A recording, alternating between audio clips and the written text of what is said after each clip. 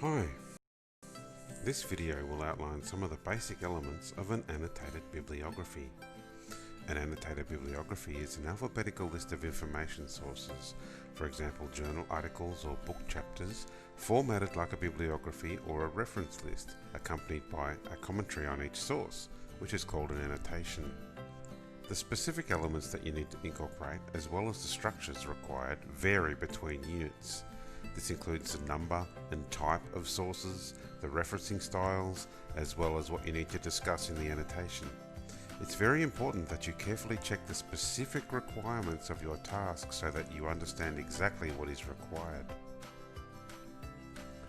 An annotated bibliography is sometimes given as an assessment task at the beginning of a research project to encourage you to survey and reflect on what has already been discovered about your topic. In general, the purpose is to learn about a particular topic through critically reviewing the literature, provide an overview of the main issues, arguments and research within a particular area, encourage deeper engagement with individual sources in order to develop your analytical skills.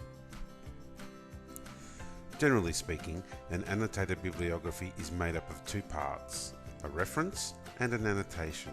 The reference will present the details of your source, for example, a book or journal article. The references are usually arranged in alphabetical order by the author's surnames, just like in a bibliography or reference list. For example, the reference might look like this, using Harvard style: last name, first initial, Johnson C. and Smith L. year published, 2015. article title, The impact of cognitive, social and physical limitations on income in community dwelling adults with chronic medical and mental disorders. journal, Global Journal of Health Science. volume and issue, Volume 7, Issue 5. pages. Pages 183 to 195. The annotation may include one or more of the following components: a summary or description of the source, evaluation and analysis of the study, reflection on its usefulness to your research. The first part of an annotation is usually a summary or description. This involves briefly outlining the author's main points, as well as providing an overview of the approach or methodology they've used. As you read each source, focus on understanding the main ideas. Take notes on the following questions in your own words, and this will then form the basis of your summary. What was the aim of the research? What is the main argument or research findings? How does the study use evidence to make its argument? Is it a theoretical essay? Does it use other methods such as content analysis, surveys, experiments, observations of people using media in everyday settings? Is the approach appropriate to the research aim? Do you think the conclusions are justified? If they are, how does this study benefit all media researchers? If not, what ideas or evidence have the authors missed? Why was the research done?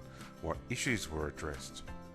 If appropriate to your subject area, are there any quotations that summarize the main argument? Note that you don't need to summarize everything in your annotated bibliography. Cacao and chocolate products have been claimed to have a number of health consumption of chocolate bars, snacks and cacao powder over a year prior to baseline. Detailed statistical analysis suggested that those participants with some chocolate consumption had a relative risk of cognitive decline. It will usually comprise a single coherent paragraph. This article focuses on domestic architecture in 15th century Florence, namely the numerous palaces built in this period by the patriciate. Goldthwaite argues that a shift took place in the style of architecture during this period as a result of increasing individualism within society and the breakdown of traditional family structures. But sometimes you'll be asked to provide a shorter summary in just one or two sentences. Sekar, 2007, examined the literature in order to determine the nutritional characteristics of kefir, as well as its potential to offer positive health benefits. You might be asked to include an evaluation or critical analysis in your annotated bibliography. When asked to evaluate or critically analyze a source, you're being asked to consider its strengths and limitations. When reading the source, in addition to the questions that you've already been asking, consider also what assumptions has the author made. Have they clearly expressed these assumptions? Does the argument flow logically? Is it complete? What are the limitations of the methodology being used? Is it appropriate for this study? Is the evidence strong enough to lead to these conclusions? How does this study contribute to scholarly discussion or debate on the topic? In this book, Dixon and Smith focus on the history and significance of digital performance, which they define as being where computer technologies play a key role rather than a subsidiary one. The book covers both history and theory, and also considers specific case studies and artists. The authors do criticise postmodern interpretation of the arts and digital performance in particular, but in doing so, they seem to underestimate how postmodernist theory can actually enhance our understanding of the arts. You might be asked to include a reflection in your annotated bibliography. Most often, this is the reflection on how useful the source is for your own research. In instances where you're asked to reflect on how useful the source is for your own research, you'll usually write a sentence or two stating whether or not the source will be helpful. This article assisted me in understanding the relationship between medieval religious spaces and the performance of religious ritual. Although it did not examine French convents, which is a focus of my essay, the methodology used by the author might be applied to my own study. And a brief explanation of why or why not. This study will be useful for my assignment as it presented a detailed overview of similar literature and contributes to the overall discussion on the role of chocolate in human well-being.